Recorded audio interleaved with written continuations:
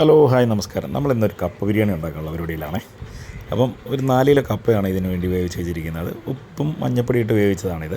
അടുത്തായിട്ട് നമ്മൾ ഇറച്ചി കറി വയ്ക്കാൻ വേണ്ടി ഉള്ളി, ഒരു 2 കിലോ ബീഫിനുള്ള ഉള്ളിയാണിത് എടുത്തിരിക്കുന്നത്. 2 കിലോ ബീഫ് 6 വിസിലോളം അടിച്ചിട്ട് കുക്കറിൽ ഇങ്ങനെ പാകം ചെയ്ത് വെച്ചേക്കണം. ആവശ്യത്തിന് മസാല ഒക്കെ എടുത്തിട്ട് നമ്മളൊന്ന് ചൂടാക്കുന്നുണ്ട്.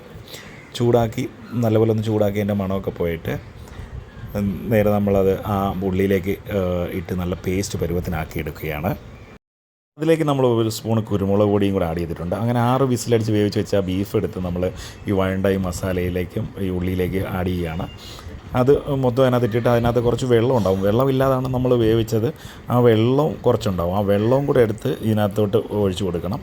കുറച്ച് വെള്ളം ഒഴിച്ചാൽ മതി, അത് വേവത്തക്ക രീതിയിൽ. എന്നിട്ട് ഒരു അരമണിക്കൂർ അടച്ച് വെച്ച് അത് നല്ലോണം വേവിക്കുക. മസാലയൊക്കെ പിടിച്ച് വരത്തക്ക രീതിയിൽ വേവിക്കണം. അങ്ങനെ കൊഴുത്ത ഗ്രേവിയോട് വെന്ത് വന്ന ആ ബീഫ് കറി നമ്മളെടുത്ത് കപ്പയിലോട്ട് തട്ടിയിട്ട് നല്ലോണമൊക്കെ ഇളക്കി കൊടുക്കാം. ഇളക്കി നല്ല ഉടച്ച് നമ്മളെ തുടുപ്പൊക്കെ ഉപയോഗിച്ച് നമ്മളെ ചക്കയൊക്കെ പണ്ട് കാലത്ത് നമ്മൾ വീട്ടിലൊക്കെ ഉപയോഗിക്കുന്ന ഈ കപ്പയൊക്കെ ഇളക്കാൻ വേണ്ടി ഉപയോഗിക്കുന്ന തുടുപ്പ് വെച്ച് ആണ് നമ്മളെ വീട്ടിൽ ഇളക്കുന്നത്. അപ്പോൾ ഇച്ചിരി തേങ്ങയും കൂടെ അതിൻ്റെ കൂടെ ഇതുപോലെ ചിരകി ഒന്ന് ഫ്രൈ ചെയ്ത് വറുത്തിട്ട് അതിൻ്റെ കൂടെ ആഡ് ചെയ്ത് കൊടുത്താൽ നല്ല ടേസ്റ്റായിരിക്കും. അങ്ങനെ നല്ലോണം ഇളക്കി എടുത്തിട്ട് നല്ല ചീനി കപ്പ നല്ലോണം ഉടഞ്ഞ് വരത്തക്ക രീതിയിൽ നമ്മൾ അത് ഇളക്കിയെടുക്കണം. ഞാൻ ഇച്ചിരി വലുതായിട്ടാണ് ഇതെടുത്തത്. കുറച്ച് മല്ലിയിലയും കൂടെ നമ്മൾ ആഡ് ചെയ്തിട്ട് നല്ലോണമൊക്കെ ഇളക്കിയെടുത്ത് നല്ല സ്വാദിഷ്ടമായ കപ്പ ബിരിയാണി റെഡി ആയിരിക്കണം. അങ്ങനെ നമ്മൾ പ്ലേറ്റിലൊക്കെ എടുത്തിട്ട് മാറ്റിയിട്ട് കഴിക്കാൻ പോവുകയാണ്.